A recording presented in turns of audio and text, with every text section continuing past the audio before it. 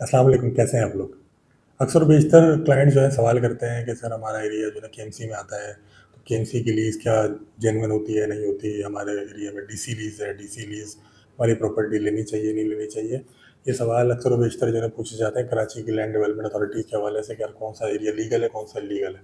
तो मैंने सोचा इसको तफ़सील के साथ जो है ना जिस हद तक मुमकिन हो सके क्लैरिटी के साथ आप लोगों के सामने मैं प्रेज़ेंट कर देता हूँ कि कराची के कौन-कौन से एरियाज़ किस-किस अथॉरिटी की जुरिसडिक्शन में आते हैं, वो कहाँ-कहाँ के डॉक्यूमेंट्स किस अथॉरिटी से जो है वेरीफाई किए जाते हैं। दोस्तों, सबसे पहले जब पाकिस्तान बना, कराची बहुत पुराना आबाद शहर है इस खत्ते का, हिंदुस्तान का। वो कराची बंदरगाह थी, अंग्रेज़ों ने ही इसको डेवलप किया था और कराची पाकिस्तान बनने से बहुत पहले से आबाद था। जब तकसीम हिंदुस्तान हुई है तो उस वक्त तक कराची की जो आबादी है वो तकरीबन सदर के एरिया तक जो है ना, और जो सोल्जर बाज़ार वगैरह का एरिया यहाँ तक थी। ये जो इससे आगे तारिक रोड वगैरह और आगे का जो शहर देखते हैं वो सब मौजूद नहीं था। तो ये सारा जितना भी इलाका था इसको केएमसी के अंडर दे दिया गया, क्योंकि उस वक्त तक कोई भी कराची की लैंड डेवलपमेंट अथॉरिटी नहीं बनाई गई थी। कराची म्यूनसिपलिटी कॉरपोरेशन के नाम से एक इदारा था जो इस जगहों की सफाई सुथराई और सारी चीज़ों का जो है ना मेंटेनेंस का काम देखता था। उन्हीं को इनका लैंड रिकॉर्ड भी दे दिए गए। केडीए को बनाया गया 1957 में। 1957 में बाकायदा कराची में कराची डेवलपमेंट अथॉरिटी के नाम से एक इदारा बनाया गया जिसका काम था कि लैंड को जो है ना, मतलब मुख्तलिफ सोसाइटीज़ को बनाना, उनको लॉन्च करना, लोगों की रिहाइश के लिए मुख्तलिफ जो है इलाकों को डेवलप करना। तो केडीए ने जो काम शुरू किया, उन्होंने सबसे पहली जो सोसाइटी अपनी लॉन्च की है, सबसे पहला जो स्कीम उन्होंने लॉन्च की है वो केडीए स्कीम 1 है, जो कि कारसाज पे है। स्टेडियम के आसपास का जो इलाका है वो कराची में सबसे पहले केडीए ने डेवलप किया। फिर गुलशन इकबाल, फिर गुलिस्तान जौहर, उसकी डेट्स भी मैं लिख दूंगा यहाँ पर, आपके हार्ड पे स्क्रीन पे आ रही होंगी। कब कब ये इलाके जो है ना प्रपोज किए गए केडीए की तरफ से। इनको आबाद होने में ऑब्वियसली अगले 10-20 साल 30 साल लगे, लेकिन ये सारे इलाके केडीए ने कब लॉन्च किए गए थे, ये सारी तफसीलात आपको यहाँ साइड पे स्क्रीन पर मिल जाएंगी। तो ये इसके अलावा स्कीम 33 हो गया, अपना स्कीम 45 उस वक्त तक जो कि सिर्फ मेमार था।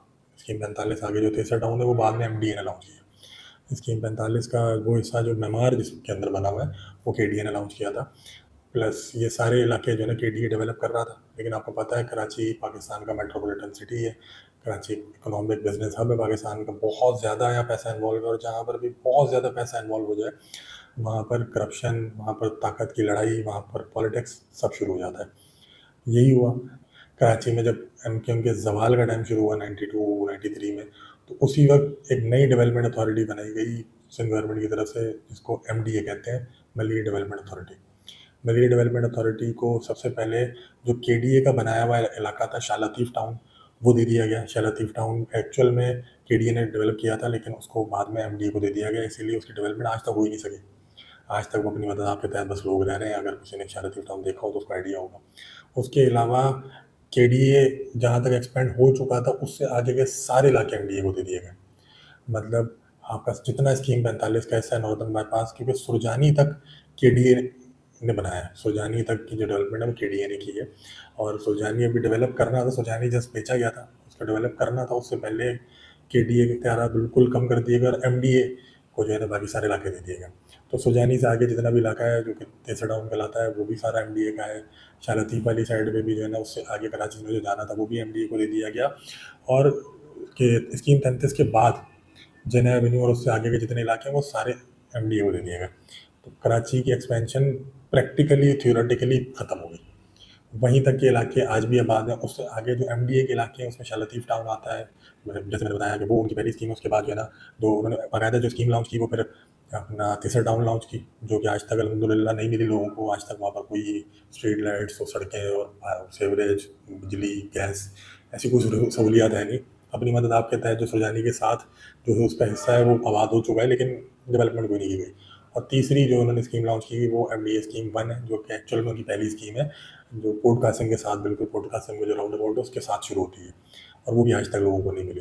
तो सिंध गवर्नमेंट ने एमडीए बना के कराची की हवा में कितना बड़ा एहसान किया, आप समझ सकते हैं।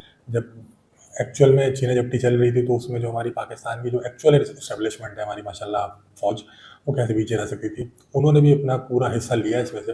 कराची में 6 कंटोनमेंट बोर्ड्स हैं, और वो कंटोनमेंट बोर्ड्स वैसे तो अंग्रेज़ों के ज़माने से हैं। जैसे मलीर कैंट का एरिया है, वो मलीर कैंट अभी पाकिस्तान ने नहीं बनाया, वो तो अंग्रेज़ों ने बनाया था। वो ऑर्डिनेंस डिपो था पाकिस्तान की, एमुनेशन डिपो था। तो ये बहुत सारे इलाके थे जो पहले से थे फौजियों के।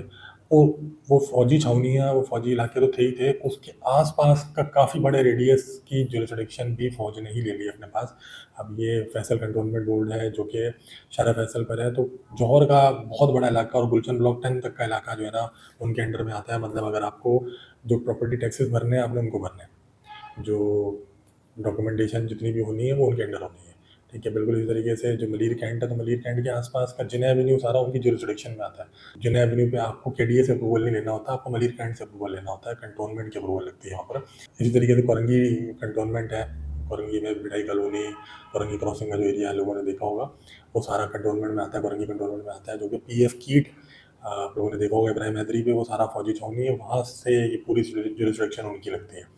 इसी के अलावा जो है ना, क्लिफ्टन कंटोनमेंट है, तो क्लिफ्टन का पूरा एरिया उनके अंडर में आता है। सिवाय बोर्ड बेसन के, बोर्ड बेसन तक का जो इलाका है केपीटी के अंडर में आता है। वो कराची पोर्ट ट्रस्ट को दिया गया था बिल्कुल शुरुआत में ही। कराची पोर्ट ट्रस्ट वहाँ के डॉक्यूमेंटेशन को देखता है। इसके अलावा मनोरा कंटोनमेंट बोर्ड है, तो हॉक्सबे के पास के बहुत सारे इलाका जो है ना, बहुत बड़ी ज़मीन है, कई हज़ार एकड़ में मुहित, जो कि मनोरा कंटोनमेंट के अंडर आती है।